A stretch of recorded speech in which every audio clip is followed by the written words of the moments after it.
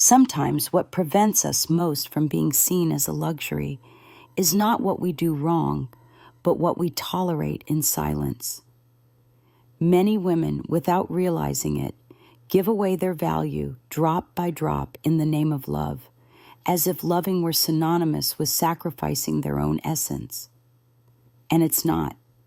Today, I want to speak to you with the calm that comes from experience, because what I'm about to share doesn't come from a book, but from what I've seen in the eyes of hundreds of women who have cried for loving without being seen, and also from those who learned to rise, not to seek revenge, but to recognize themselves. Being seen as a luxury has nothing to do with material things. It's not about expensive clothes or calculated gestures. It's a matter of energy, of self-concept, of how you position yourself emotionally in front of others and in front of yourself. Because there's something many women still don't dare say out loud. They're tired of begging for presents, of having to explain themselves over and over, of feeling like they need to convince someone that they deserve to stay. And that's exhausting. It hurts. It wears you down. And do you know what's the cruelest part? Deep down, they know something is wrong, but they don't know how to break the cycle without breaking themselves in the process. And this is where our conversation begins. Not to blame you, not to give you rules, but to hand you back an emotional compass. Today, we're going to explore together 9 psychological keys to stop being an option and start being recognized as a valuable, rare, profound presence, not out of strategy, but out of conviction. Because there's nothing more magnetic than a woman who no longer has time for games and isn't afraid to be alone. Before we dive into each of these keys, I invite you to feel something with me. You don't need to change who you are to be valuable. What you need is to remember who you've been all along when no one was watching. That's where true emotional luxury begins, the kind that isn't begged for, isn't flaunted, but is simply felt. And if this makes you a little uncomfortable, that's okay. You didn't come here to feel comfortable. You came because a part of you is ready to be seen, but this time by yourself. There's a deeply misguided idea that many women have internalized without even noticing, that having an interesting life happens when someone comes along who gives them a reason to feel alive, as if the spark of existence depended on a bond, a presence, a promise. But an interesting life isn't improvised, nor is it built from someone else. It's cultivated from within, day by day, like tending to a plant, without expecting applause for it. A woman who has her own life, a life with rhythm, meaning, pauses, and passions, doesn't need to prove her worth. She radiates it, and she doesn't do it to impress. She does it because she's become someone she likes, even when no one is watching. That's not achieved with strategies. It's achieved with real presence on her own path. She's the woman who takes care of what she loves, who gives herself time for her ideas, who organizes her schedule around herself. She's the one who no longer waits for someone to invite her to live because she's already living. And I'm not talking about filling time with tasks, about always being busy to avoid feeling alone. I'm talking about being at peace with silence, about enjoying your coffee without being distracted by your phone, about having a routine that doesn't weigh you down but nourishes you, about knowing who you are beyond your relationships. Because an interesting life isn't a perfect life. It's a life where you're the emotional protagonist, not a supporting character. And when you live that with sincerity, it transforms the way you see love. Desire isn't ignited by shouting. It's ignited by balanced emotional scarcity.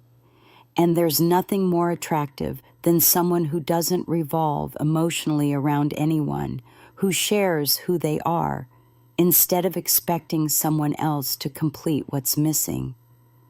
That's emotional maturity, not needing to connect, but connecting from abundance.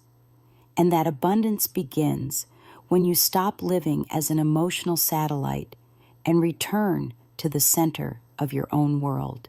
So maybe the first question isn't, how do I make others value me? But how much of my life truly belongs to me? How many decisions do I make thinking of myself and not how others will see me? An interesting life isn't improvised. It's built when you decide to stop postponing. Many women have been led to believe that mystery is a seduction strategy, a tool to maintain control, a way to play with someone's attention. But true mystery has nothing to do with control or manipulation. Authentic mystery comes from inner respect, from knowing that not everything about you is available to just anyone, from understanding that some parts of you deserve to be protected before being shared. A woman who masters mystery isn't the one who stays silent out of fear, but the one who chooses wisely what to reveal, when to do it, and with whom. She's the one who knows herself well enough not to rush to show her entirety, who doesn't need to tell everything right away to feel accepted, because she knows that someone who truly values her will stay long enough to discover her without urgency or demands for proof. That mystery isn't built with forced silences or theatrical disappearances. It's built with serene presence, with attentive listening, with the ability to leave space for the other person to wonder, to explore, to engage. Because when we give everything too soon, we cancel out the natural process of connection, the process of genuine curiosity, of gradual discoveries, of bonds that are felt, not forced. And here's one of the most important distinctions. Mystery isn't hiding. It's revealing with discernment. It's knowing that not everything intimate is a secret, but not everything should be public either. It's a way of honoring your story, your sensitivity, your boundaries. And far from pushing people away, it generates respect. Because when someone perceives that you take care of yourself, they also understand that your emotional space has value.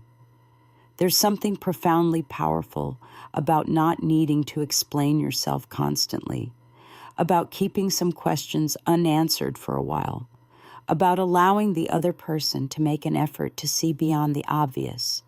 True mystery isn't a barrier, it's a gentle invitation. A woman who respects her emotional timing, who doesn't rush to share everything out of anxiety, is a woman who conveys depth. And depth doesn't seduce quickly, but it leaves a lasting mark. So it's not about creating an inaccessible persona, but about inhabiting yourself with dignity, about reminding yourself every time you feel the urge to prove something, that those who deserve your story will know to wait for the moment you choose to share it, not out of need, but out of trust. There are presences that fill a room without saying a single word, not because they're imposing, but because they're coherent with their energy, their way of being, the way they inhabit their body, and their silences. That's true emotional elegance, the kind that doesn't shout, that doesn't desperately seek to please, that rests on a foundation of quiet confidence. And what's fascinating is that this presence has nothing to do with physical appearance, age, or flashy clothing. It has to do with something much deeper, the connection between what you feel, what you think, and what you convey. A woman who walks in her center, who doesn't need to look around for approval, who holds her gaze without confronting, but also without yielding, says more about herself than any speech could. She's saying, I'm here, and I have nothing to prove to you. It's not about being cold, distant, or inaccessible. It's about not losing yourself in the search for connection. Because when you enter a space from emptiness, from need, from a hunger to be seen, your energy dissipates. But when you arrive from a presence that's been worked on, rebuilt, after so much, the atmosphere changes, even if you don't say a word. There's something in an upright posture, in the way you breathe before responding, in the calm with which you speak without justifying yourself, that tells the world you've learned to inhabit yourself. And that commands a respect that isn't demanded, it's inspired. A woman who feels valuable doesn't need to explain it because her body language, her tone of voice, her way of looking and stepping away when something doesn't resonate with her already say it all.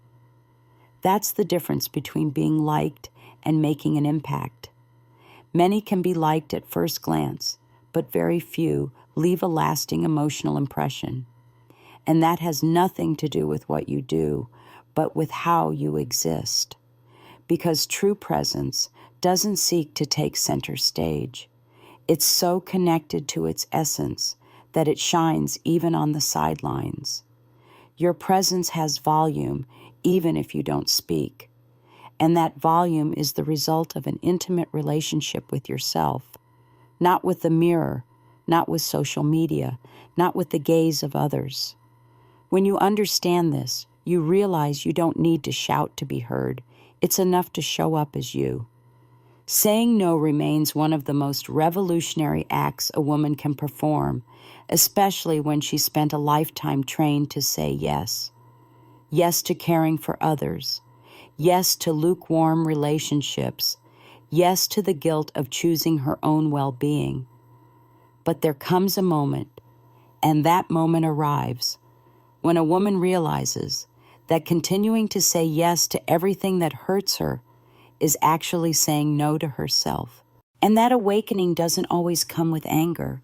Sometimes it comes with exhaustion, with the emotional fatigue that arises when you've been too accommodating for too long, when you've confused love with sacrifice, when you've accepted the tiniest crumbs of affection in the name of connection. Saying no with self-love isn't closing yourself off to love. It's making way for a kind of love that doesn't hurt so much, a way of loving where you're included too. The no that comes from clarity doesn't need excessive explanation or emotional justification.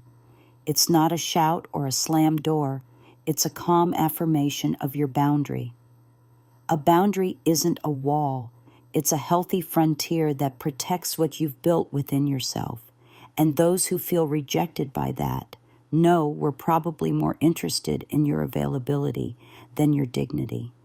Learning to say no without guilt is about stopping operating from the fear of loss. It's understanding that what's truly worthwhile doesn't leave because you set boundaries. It stays because it respects them. It's about no longer fearing conflict and starting to see it as an emotional filter. Sometimes the people who leave when you say no are the same ones who would never have supported your growth. And though that hurts, it also liberates. Many women fear that a no will make them less lovable, less approachable, less desirable.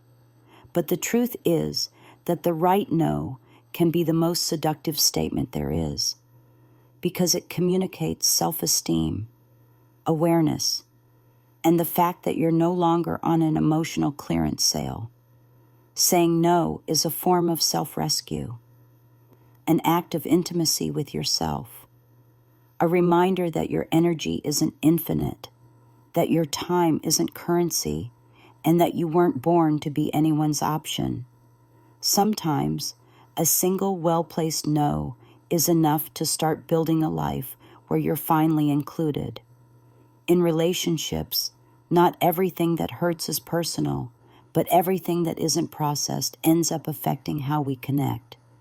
Many women, especially those who've learned to survive emotionally, confuse reacting with responding. And there's a huge difference. Reacting is acting from a wound. Responding is acting from awareness. Reacting is triggering an automatic mechanism that protects you from immediate pain, but often slowly erodes your dignity. Responding, on the other hand, is pausing just long enough to feel and then deciding with integrity, with sobriety, with real connection to yourself. The problem is that we live in a culture that applauds impulsiveness, that confuses intensity with depth, that interprets a calm response as coldness and a pause as disinterest. But a woman who wants to be seen as a luxury cannot afford to be emotionally available for every provocation. She can't fall into the trap of responding to someone else's voids with shouts, complaints, or dramatic silences, because every time you enter that cycle, you lose your center. And when you lose your center, you become what you never wanted to be, someone who begs to be seen through conflict instead of recognizing herself without the need for noise. Responding isn't about staying silent, swallowing everything, or pretending nothing's wrong. It's about pausing to choose how to act in a way that represents you, because not everything that bothers you deserves an immediate response. Sometimes silence speaks too. Sometimes distance communicates, and sometimes the best response is to step away before you lose yourself. Often, behind an overwhelming reaction lies an unheard need, a boundary you didn't know how to set, an expectation that was never shared. When you see that clearly, you stop fighting to be right and start working on your regulation. And that's where true emotional strength begins, not in controlling the other person, but in holding yourself together when everything inside you wants to explode. Because that's where emotional maturity is measured, not when everything is calm, but when chaos knocks at the door and you choose not to open it right away. Responding is an act of silent power, your ability to not let someone else define your inner state. And that power isn't arrogant, it's sober, it's firm, it's profound. The woman who responds instead of reacting is telling the world, I belong to myself, even when it hurts. Because that's true emotional presence, the ability to hold yourself without losing yourself. In emotional relationships, silence is often interpreted as absence, as coldness, or even as punishment. But there's a kind of silence that isn't distance or evasion. It's a mirror, a silence that doesn't seek to manipulate, but to reflect. That isn't used as a shield, but as a conscious pause to regain your center, to observe without noise what's really happening. Many women learn from a young age to fill voids with words, to cover discomfort with explanations, to never leave the other person without a response. But the truth is that not everything deserves an immediate answer, much less an automatic reaction. There are situations where silence is the clearest way to show that something has shifted inside you, that you're not willing to respond from anxiety or perpetuate dynamics that exhaust you. Well-used silence isn't indifference. It's emotional maturity. It's the pause that allows you to see if what you're being given aligns with what you need, or if you're falling back into the cycle of justifying the unjustifiable. It's also a way to avoid exposing yourself to conversations where there's no real listening, because speaking with someone who isn't willing to understand isn't dialogue, it's exhaustion. Using silence as a mirror also means asking yourself, what are you avoiding with all this noise? What uncomfortable truths could you see if you stopped filling the space with justifications? Often in silence, the true dynamic of a relationship is revealed. Because when you stop talking, you observe. And when you observe without intervening, you start to see who truly sees you, who seeks you out of genuine connection, and who simply needs your attention to fill their own void. Silence shouldn't be a power game. It should be an act of awareness. It's giving yourself time to respond from your adult self, not from your childhood wounds. It's granting yourself an inner space where you can listen to yourself without external voices interfering. And from there, decide if that relationship deserves your words, your energy, your time. There's a kind of silence that doesn't impose, that doesn't punish, but arises from self-love. A silence that doesn't push away, but protects, that doesn't enclose, but clarifies. Because when you learn to use silence as a mirror, you also learn to look deeper within yourself. There's a conversation that never stops, even if no one else hears it. It's the conversation you have with yourself, the inner voice that accompanies you when you make mistakes, when you wait, when you love, when you doubt. And though it seems invisible, that voice shapes your world because the way you talk to yourself isn't a minor detail. It's a constant act of building or breaking down. Many women have grown up repeating phrases that don't even belong to them. I'm too much. I'm hard to love. No one stays with me. Something in me must be broken. And those phrases, even if said in jest or thought in silence, carry the weight of a verdict. They become the narrative through which you interpret every relationship, every rejection, every silence from others. But what's rarely said is that this narrative can be rewritten, not from superficial optimism, but from a deep act of emotional responsibility. Start talking to yourself like someone who cares for you, who honors you, who doesn't abandon you when you need containment the most. Because you can't demand respect from others if you're mistreating yourself inside. Every time you say something about yourself, your brain listens, your heart absorbs it, your energy reflects it, and others, even if they don't know it in words, perceive it. A woman who treats herself with hostility conveys insecurity, no matter how much she masks it with independence. A woman who speaks to herself with compassion conveys strength, even in her moments of vulnerability. It's not about repeating empty affirmations in front of the mirror or faking confidence when you're trembling inside. It's about noticing how many times a day you sabotage yourself without realizing it, and starting to consciously choose an inner language that doesn't diminish your achievements, that doesn't ridicule your emotions, that doesn't push you to seek outside the validation you're denying yourself. Talking to yourself with respect isn't an act of ego, it's an act of emotional health. It's creating within yourself a home where you can live without fear, without guilt, without shame. Because, in the end, the longest relationship you'll have in your life is with yourself, and you deserve for that relationship to be a safe space, even when everything outside is shaking. There's a deeply ingrained idea in many women that in love, you have to give the best of yourself to be chosen, that you have to show up impeccable, understanding, available, willing, as if you were in an emotional job interview where the other person has the power to decide if you're worthy or not. But you're not looking for a job. You're building a relationship, and that changes everything. When you enter a relationship from the need to be approved, without realizing it, you place yourself in a position of emotional disadvantage. You start justifying, explaining, minimizing your needs to avoid making the other person uncomfortable. And the most dangerous part, you begin to see yourself through their eyes, as if their gaze were the only one capable of validating your worth. That makes you lose your center because you're no longer choosing, you're waiting to be chosen.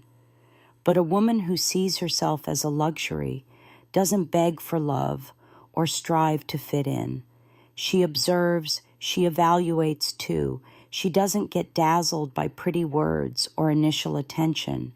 She knows that true commitment isn't seen in grand gestures, but in emotional consistency. And for that, you have to be awake. You have to look without urgency, without idealizations. You choose to, not just get chosen. And that awareness transforms how you relate, because when you stop chasing approval, you start seeking coherence. Then you no longer ask, do they like me? But do I like how they treat me? Do I feel free around them? Do I expand or shrink in their presence? Those questions don't just protect you, they empower you. This shift in perspective requires a lot of honesty. Sometimes we want someone to stay so badly that we ignore all the signs telling us that place isn't healthy. But when you start looking from your center, you understand that not every relationship is worth the price of your peace, that some affections don't justify the loss of your authenticity, and that no one, no matter how charming they seem, deserves for you to become an edited version of yourself just to please them. You're not in a job interview. You're not here to be evaluated. You're here to build something reciprocal, conscious, and above all, worthy of who you already are. It's not about how much love you give, but about how much you're willing to stop accepting.